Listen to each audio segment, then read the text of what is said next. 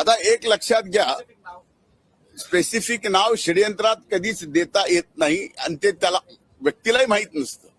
फक्त त्याला एवढंच कळत असतं की काहीतरी षडयंत्र आपल्या विरोधात चाललंय आणि एवढं वाईट चाललंय की हा धनंजय मुंडे त्यांना फक्त राजकारणातून संपवायचा नाही तर या पृथ्वी तलावून संपवला पाहिजे.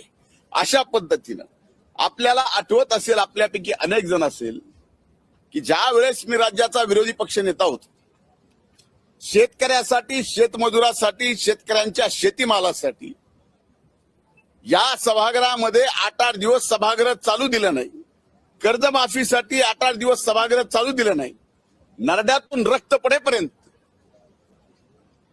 हाच धनंजय मुंडे विरोधी पक्ष नेता असताना वरच्या सभागृहामध्ये शेतकऱ्यांसाठी लढला, रक्त ओकलं, न्याय मिळवून देण्याचा प्रयत्न केला. असे अनेक प्रसंग आहेत जे सांगता येतील.